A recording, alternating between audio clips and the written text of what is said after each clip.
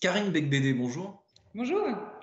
Alors, est-ce que vous pouvez me confier, enfin, nous confier, s'il vous plaît, une faute de goût vestimentaire qui est malheureusement particulièrement à la mode? Oh là là, je me permettrai pas de juger les fautes de goût, mais il y a un concept avec lequel je suis pas très à l'aise, c'est le concept de vêtements à la mode, tout simplement, hein. Parce que j'aime les vêtements qui racontent une histoire, qui traversent le temps et qui s'affranchissent des dictats de la mode. Il y a quelques années, ma maman m'avait offert des chemises Yves Saint Laurent quand elle avait 30 ans. Je continue à les porter tous les jours et pour moi, elles sont complètement indémodables, intemporelles et mon rêve, c'est quelque part que un jour, mes filles transmettent nos chemises bourriennes à leurs propres enfants. Donc, je crois que le concept du vêtement à la mode, c'est pas quelque chose que j'aime trop.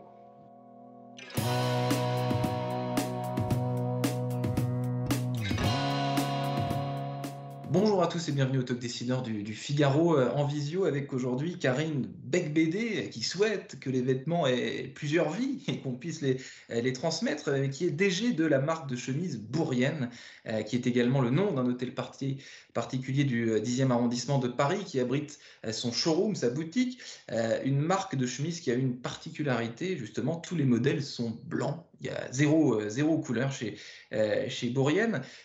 Karine Becbédé, est-ce que vous pourriez me faire, non pas un essai ou une chronologie très longue et laborieuse de la chemise blanche, mais peut-être me raconter l'histoire de la chemise blanche à travers les siècles, qui la porte, pourquoi Alors, au départ, dans l'Antiquité et pendant le Moyen Âge, la chemise blanche, c'était vraiment un sous-vêtement. C'était quelque chose qu'on montrait pas. Il y avait aucun artifice. C'était quelque chose de très brut, qu'on portait à même la peau et qu'il fallait surtout pas montrer. Petit à petit, au fil des siècles, il y a eu des détails qui l'ont orné, des soieries, des collerettes, des froufrous.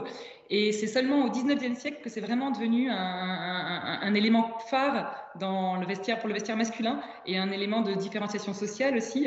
C'était très important. Elle s'est ornée de cols, de plastrons, de poignets, qui avaient toute une histoire. c'est ces Et fameux cols blancs?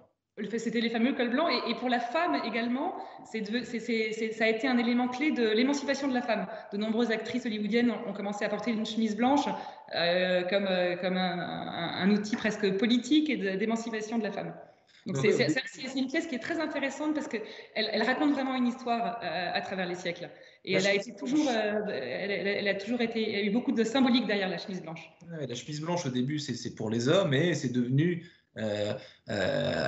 comment dire, une habituée du garde-robe féminin. À partir de quand, là vous citiez les actrices hollywoodiennes, c'est vraiment elles qui ont lancé cette Oui, chemise blanche au féminin je crois, Greta Garbo, Catherine Hepburn, tous ces articles qui ont porté la chemise blanche et c'est elles qui ont commencé à la mettre à la mode. Oui. Alors, est-ce que une chemise blanche, ça va à tout le monde? Karine Becbédé, est-ce que tout le monde peut se permettre de porter une chemise blanche aujourd'hui? Ou alors c'est réservé encore qu'à un certain physique, c'est réservé qu'à certaines professions? Alors, absolument pas réservé à certains physiques. Je pense que ça va vraiment à tout le monde. Ça apporte une élégance assez naturelle. C'est assez brut. C'est ce qu'on aime d'ailleurs. Et je pense que nos clients d'ailleurs on n'a pas un stéréotype de clients. Nos clients sont très diversifiés. Ça peut être des entrepreneurs, des artistes, des sculpteurs, des financiers, des avocats. La femme bourrienne est une femme qui est en général très passionnée, très libre, très indépendante. Et je pense que la chemise, quelque part, est un élément où elle se reconnaît dans son caractère. Mais une chemise blanche va à tout le monde. On a vraiment, nos clients ne rentrent pas dans des cases du tout. C'est assez large. C'est Ah, assez parce large et en revanche, ça assure une certaine élégance simple mais assurée en fait. Ça donne une certaine assurance, la chemise blanche, je pense. une élégance, une assurance qui ne se périme pas, qui ne se passe pas de date. Là, vous avez évoqué, vous avez dit les écrivains, les poètes, les entrepreneurs, etc. C'est aussi les noms de vos différents modèles. Aujourd'hui, tout le monde vend des chemises blanches. On peut en trouver chez H&M, enfin sans citer de marque, mais chez tout le monde. La chemise bourrienne, elle a quoi comme particularité par rapport à toutes les chemises blanches qu'on trouve partout, en fait. Je crois qu'on a un concept qui est assez singulier. Alors, chez l'homme, finalement, la chemise blanche a souvent été très classique. On a des acteurs qu'on admire beaucoup, comme Charvet, mais qui font des chemises très, très classiques. Et nous, on essaye d'apporter une certaine modernité, tout en gardant des chemises très intemporelles et très classiques en même temps. Donc, vraiment, on joue sur ces deux concepts, le concept à la fois de chemise intemporelle et moderne à la fois. Je pense que c'est ça qui nous différencie. Et nos chemises, je crois, sont assez singulières quelque part. Et la chemise blanche, c'est un peu comme une page blanche. C'est vraiment une source de créativité infinie. On a une infinie de détails qui différencient nos chemises. On a des plastrons plissés à la main dans des ateliers en Bretagne. On a des galons brodés qui s'inspirent des décors de l'hôtel de Bourrienne, qui font revivre l'hôtel en fait sur des galons brodés. On a des poignets, une infinité de poignets différents qui plaisent plus ou moins à certaines personnes. On a des cols, une infinité de cols également. Donc une infinité de détails qui font la différence. Et puis après des détails très subtil, très caché aussi. On n'a pas d'étiquette chez Bourrienne. Le nom de la marque est gravé blanc sur blanc et brodé blanc sur blanc dans le dos. Le nom de le modèle de chemise est brodé à l'intérieur du poignet. On a une infinité de détails qui font la différence. Et vous avez évoqué, enfin j'ai évoqué aussi d'ailleurs l'hôtel particulier Bourrienne. Est-ce qu'il y a un lien direct entre cet univers, cet endroit où vous vous trouvez, je crois, en ce moment, et les chemises que vous inventez, que vous confectionnez? Est-ce qu'il y a un lien entre cet endroit particulier de style directoire et ces modèles de chemises? Il faut savoir que l'hôtel de Bourrienne est en effet un lieu absolument magique. C'est un des derniers témoins du Directoire. Le Directoire, c'est une période très courte après la Révolution où les gens avaient envie de faire la fête. Donc, c'est un hôtel qui a vécu et je trouve qu'on ressent dans l'hôtel une joie de vivre très forte et dont on s'inspire. Donc, nos modèles sont très gais et on s'inspire d'une infinité de détails. On a des boutons de manchette qui reprennent des fleurs qui sont sur les murs de l'hôtel.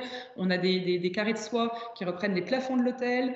On a les galons, je vous disais tout à l'heure, qui reprennent des galons qui sont brodés et qui reprennent les décors de l'hôtel également. Donc c'est une source de créativité infinie. C'est une vitrine qui est formidable pour tous nos partenaires, que ce soit des acheteurs, des journalistes, des partenaires, des marques avec lesquelles on voudrait faire des collabs. C'est vrai que c'est un lieu qui est très inspirant, et qui est très gai en même temps et qui est très moderne à la fois. C'est assez incroyable parce qu'il y a des couleurs incroyables, c'est un lieu qui est à la fois très moderne. Donc, Bourrienne, c'est une marque qui est plutôt premium. Hein. On l'a compris, vous êtes distribué par exemple au Bon Marché Rive Gauche à Paris et dans différents magasins plutôt de luxe. En Europe, la suite pour le développement de cette marque, c'est quoi? Comment est-ce que vous voyez les choses? Alors, on est encore tout au début. Hein. On est en effet au Bon Marché.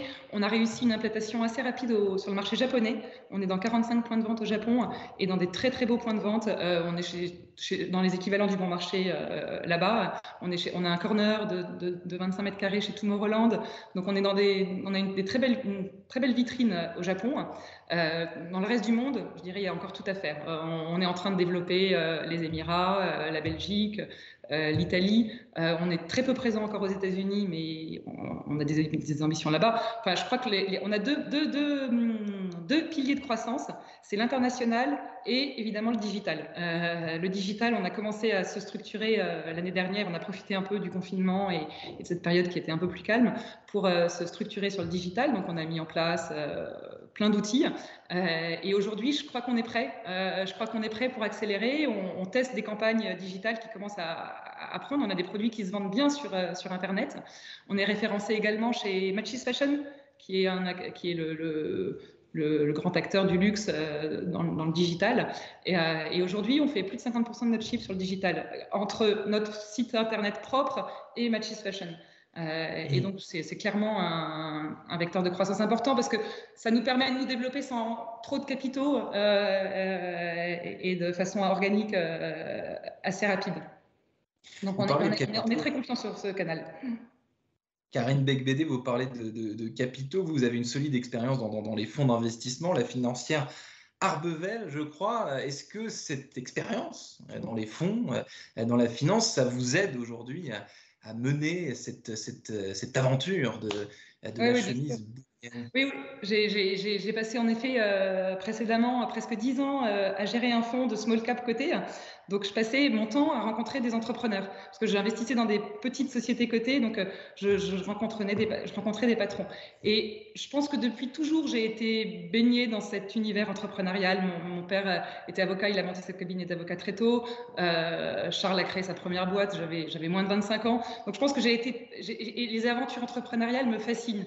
Et particulièrement dans les périodes qui sont difficiles, dans les périodes de crise, voir des entrepreneurs qui arrivent à s'adapter, à créer parfois des nouveaux marchés, à complètement disrupter un modèle. Je trouve ça assez fascinant. Et à force d'en rencontrer beaucoup, j'ai eu envie moi-même de passer le pas et de devenir un peu plus opérationnel.